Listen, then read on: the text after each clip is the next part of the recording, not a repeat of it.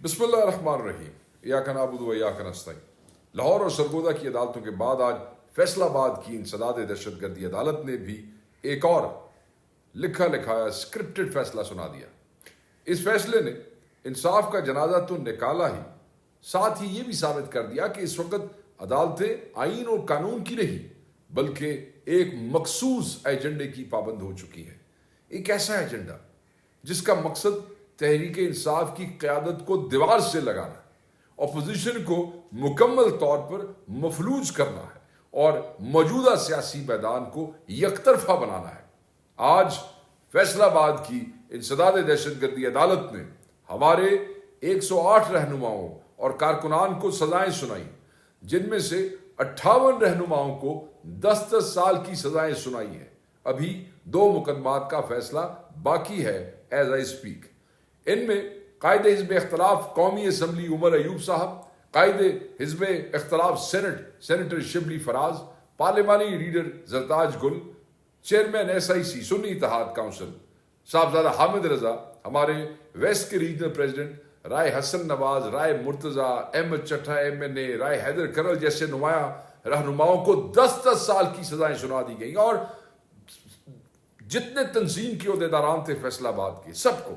یہ میں سزا نہیں، ایک سیاسی قتل عام ہے جو عدالتوں کے ہاتھوں انجام دیا جا رہا ہے۔ ستم ظریفی یہ ہے کہ یہ کیس فیصل آباد میں درج کیا گیا اور سزا ان افراد کو سنائی گئی جو احتجاج کے روز اس شہر میں موجود ہی نہیں تھے۔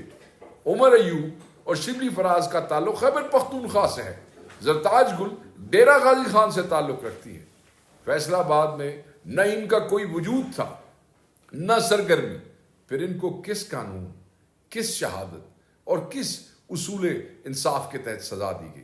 یہ سوال صرف تحریک انصاف کا نہیں ہے، سوال ہر آزاد شہری، ہر سچ بولنے والے صحافی، ہر جمہوریت پسند کے ذہن میں گونج رہا ہے۔ جو نامزد لوگ FIR میں تھے اس میں سے آدھوں کو سزا نہیں ہوئی، اور جو نامزد بعد میں ضمنی ہوئے ان سب کو سزا ہوگی۔ یہ فیصلے انصاف پہ نہیں، سیاسی انتقام کی علامت ہے۔ ایک سوچے سمجھے منصوبے کے تحت پاکستان تحریک انصاف کی اعلیٰ قیادت کو نااہل قرار دے کر پارلیمان کو ایک بے زبان اور تابع عوام میں بدلا جا رہا ہے، تاکہ یہ نااہل اور بد کردار حکومت بغیر کسی تنقید کے عوام پر ظلم و ستم کے پہاڑ توڑتی رہے۔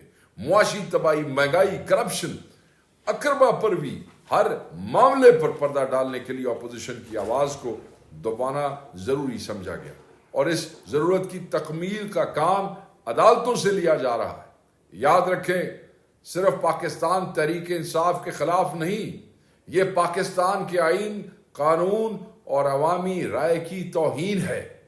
پہلے پنجاب اسمبلی میں قائد حزب اختلاف احمد خان بچر کو سزا دے کر نااہل کیا گیا، اب قومی اسمبلی اور سینٹ کے اپوزیشن کو، لیڈرز کو۔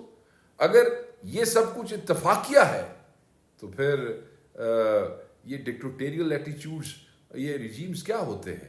اگر یہ عدالتی انصاف ہے تو پھر عدل کے تقاضے کیا ہیں؟ اگر یہ نظام جمہوری ہے تو پھر فسطائیت کس بلا کا نام ہے؟